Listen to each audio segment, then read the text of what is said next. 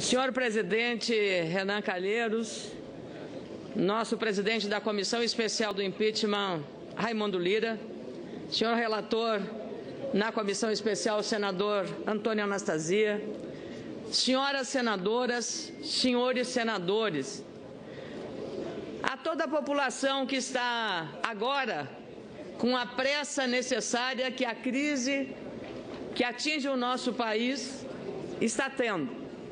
Mas nesta casa, no momento em que estamos escrevendo uma página na história política brasileira, tão grave e tão especial, precisamos, sim, de paciência, de serenidade e de responsabilidade. E é exatamente por isso que começo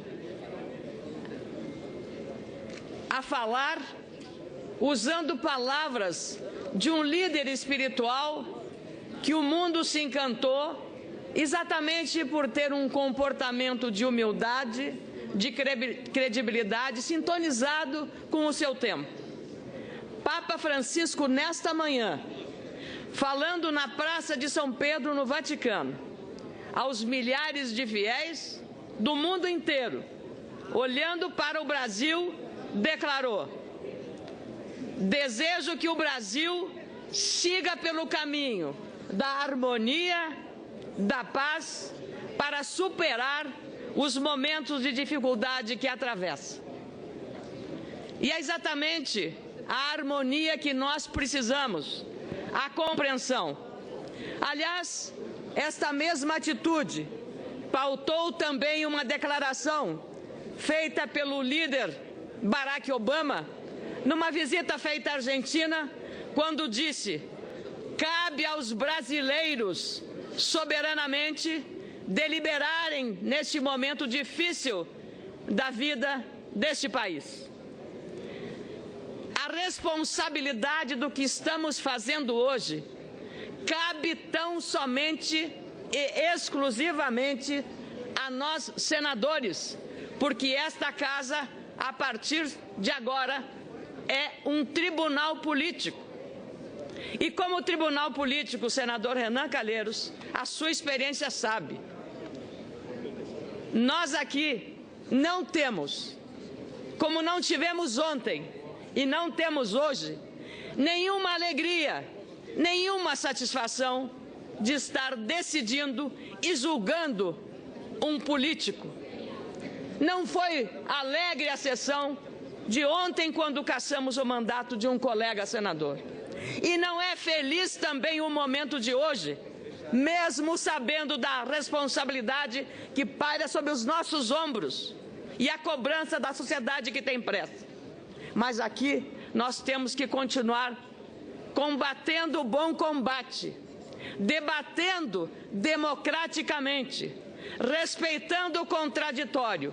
E foi o que foi feito, inclusive, na sessão desta manhã. Não me incomoda absolutamente, em nome da democracia, o direito de todas as questões de ordem levantadas aqui, de todos os posicionamentos, porque isto é a prova mais clara de que todo o contraditório, toda a ampla defesa foi respeitada pela Casa, não havendo e não abrindo possibilidade alguma para que a denunciada, a senhora presidente da República, ou seus advogados, defensores aqui, com tanta lealdade, e eu estando do outro lado, respeito aqui aqueles advogados que, com uma fidelidade exemplar, defenderam a senhora presidente. Senadora Gleisi Hoffmann, senadora Fátima Bezerra, senadora Vanessa Gradiotin, senador Lindbergh Farias, senador Telmário Mota, que estiveram na frente de batalha para defendê-la. Esta é uma casa democrática, contraditória. Posso não concordar com nada do que foi defendido aqui, mas respeito e respeitarei sempre o direito dessa manifestação. É assim que nós praticamos a democracia. Eu queria dizer que, reconhecendo que nós combatemos o bom combate, fizemos o bom debate. O rito deste processo, o rito do processo que estamos seguindo, foi definido ali pelo Supremo Tribunal Federal, garantindo à Presidente da República amplo direito de defesa e também do contraditório. O rito seguido lá na Câmara dos Deputados está sendo respeitado aqui no Senado. Se não fosse assim, caberia ao próprio Supremo Tribunal Federal suspender este processo se provocado. E não o fez, pois as leis e a Constituição, esta carta que é a nossa Bíblia, estão sendo cumpridas com muito rigor, eu diria até religiosamente, porque esta é a nossa Bíblia. O Supremo Tribunal Federal é o guardião dela, o guardião da Constituição, escrita em 1988. E de lá para cá, por 2 vezes, esta é a 2ª vez que a Casa está transformada num tribunal político. A acusação contra a Presidente da República lhe imputa crimes de responsabilidade. As chamadas pedaladas fiscais ou fraudes fiscais.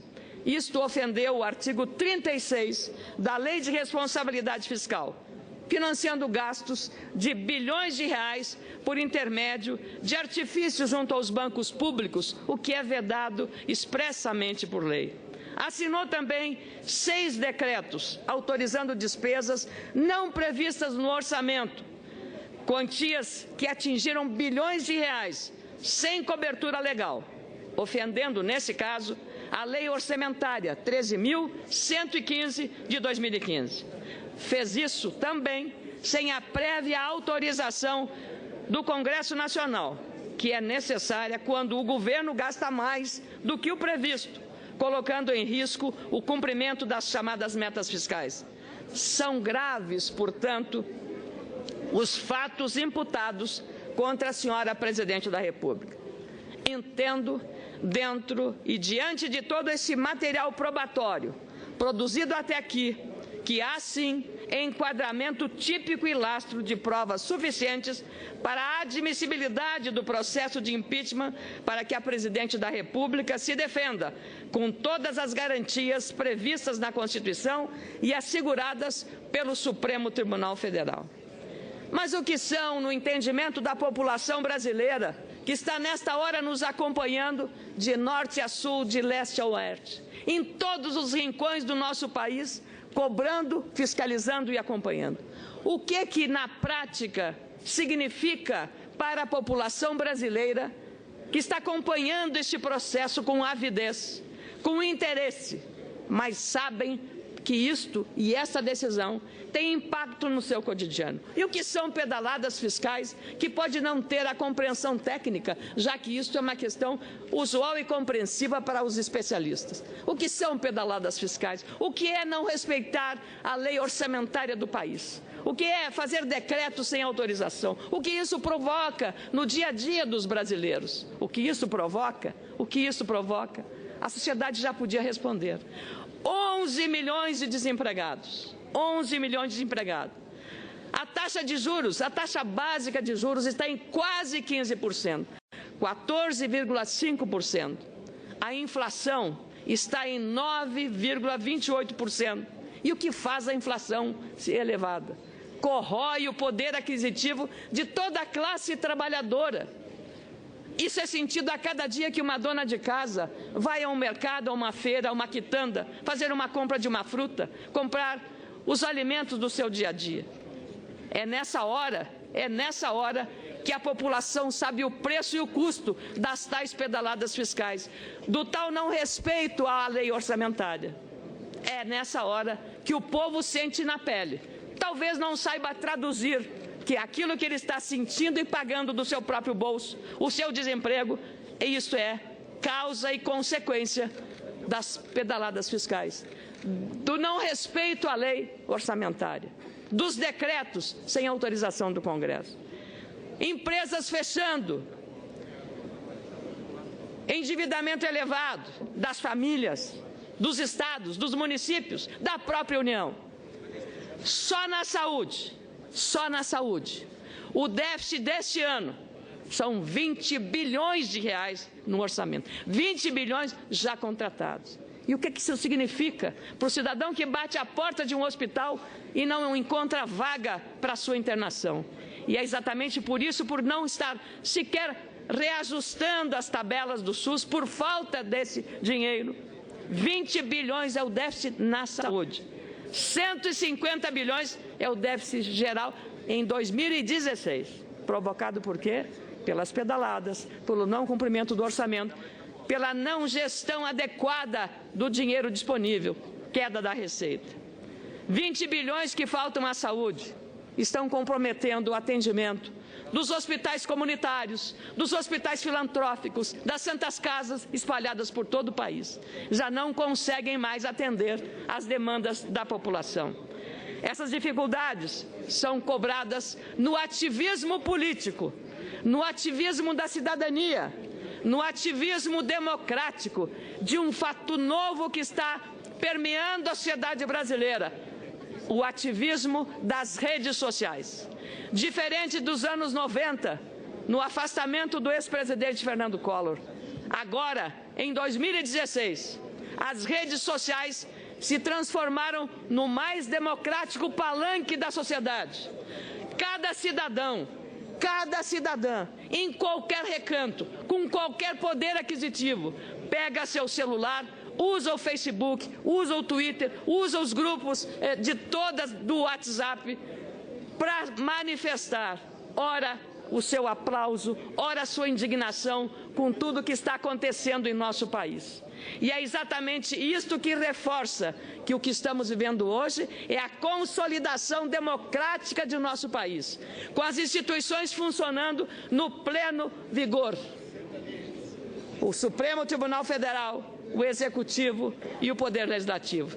E é exatamente essa consagração dos valores e dos princípios democráticos que nos anima a ter serenidade, responsabilidade e a certeza de estarmos hoje, senhor presidente Renan Calheiros, cumprindo com a nossa responsabilidade, com a expectativa que a sociedade brasileira inteira, voltada hoje para esta casa, neste momento, aguarda de nós. Serenidade, responsabilidade. A sociedade tem pressa, presidente, mas nós não podemos atropelar o processo que aqui está em curso nesta casa, no nosso Senado Federal, que está, como eu disse, transformado agora num tribunal político. E é exatamente por conta disso que nós temos que zelar, continuar zelando, continuar trabalhando como Vossa Excelência.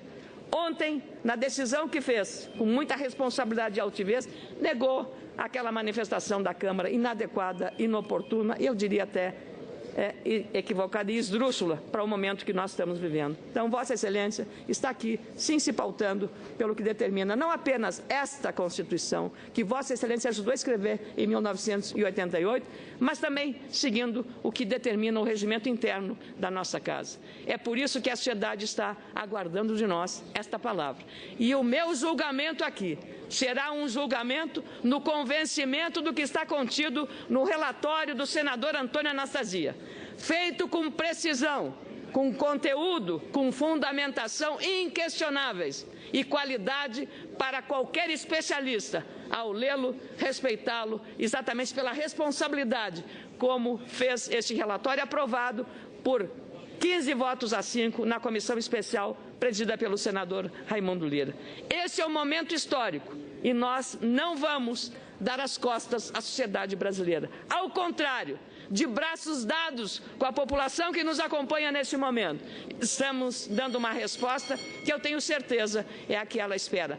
E este fato e esta página da história está mostrando mais uma vez que ninguém, nem a presidente da República, nem o vice-presidente, nem o presidente do Senado, nem o presidente da Câmara, nenhum governador, nenhum prefeito, nenhum senador, nenhum deputado estão acima da lei. A lei é para todos e temos a obrigação e o dever de respeitar a lei. É exatamente por isso que encaminho o meu voto favorável ao impedimento e à admissibilidade deste processo. Muito obrigada, senhor presidente.